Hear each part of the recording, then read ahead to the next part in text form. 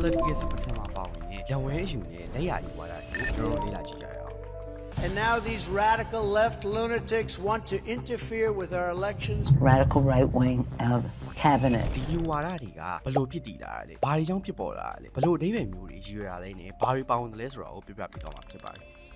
ကျွန်တော်တို့လွန်ခဲ့တဲ့18ရာစုပြတ်သွားကြည့်ကြရအောင်ပြင်သစ်နိုင်ငံက18ရာစုအတွင်းမှာနေမီအပြိုင်ဆိုင်ချဲမှုတွေစစ်ရေးစရာတိုးချဲမှုတွေနဲ့ကျွေးမီတင်မှုတွေကြောင့်နိုင်ငံကငတ်မွတ်ခေါင်းပါလာပြီးတော့ပြည်သူတွေစားစရာမရှိအောင်ဖြစ်ခဲ့ရပါတယ်ငတ်မွတ်ခေါင်းပါမှုတွေပေါ်အရေးတယူမရှိတဲ့အစိုးရကိုပြည်သူတွေအနေနဲ့နာကြီးလာကြပြီးတော့စုပူတောင်းကြမှုတွေဆန္ဒပြတောင်းဆိုမှုတွေကတဆင့်တော်လန်အင်းလန်းစီကိုပူတည်လာခဲ့ပါတ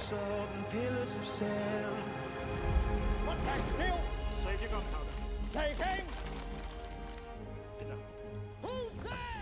1989ခုနှစ်မှာပြင်သစ်တော်လှန်ရေးဖြစ်ပြီးမကြာမီနိုင်ငံရဲ့ကြက်တဲမှုတွေကိုဖြေရှင်းမှုအတွက် National Assembly တစ်ခုကိုဖွဲ့စည်းခဲ့ပါတယ်ဒီ National Assembly မှာနိုင်ငံရဲ့ပြဿနာကိုဖြေရှင်းမှုနဲ့ဘရင်အာဏာကိုပြန်သုံးသပ်ဖို့အတွက်အဓိကဆွေးနွေးဆုံးဖြတ်ခဲ့ကြပါတယ်အဖွဲ့ဝင်တွေကိုနေရာချမ်းခေါ်ခိုင်းလိုက်ပြီးတော့ဘရင်စနစ်ကိုကန့်သတ်ပြီးတော့လူရန်စားညီများမှုကိုဖြစ်စေခြင်းနဲ့ပြောင်းလဲမှုတွေလိုလားတဲ့ Progressive အဖွဲ့ဝင်တွေကိုလက်ဝဲချက်မှာရပ်ခိုင်းလိုက်ပါတယ်ပြီးတော့ဘရင်စနစ်ကိုမဖြတ်သိမ်းမဲ့အမျိုးသားရေးစိတ်ဓာတ်တွေနဲ့ထုံနှံ့ရင်ချင်းမှုကိုအလေးထားတဲ့ Conservative အဖွဲ့ဝင်တွေကိုလက်ရဘက်အချက်မှာရပ်ခိုင်းလိုက်ပါတယ်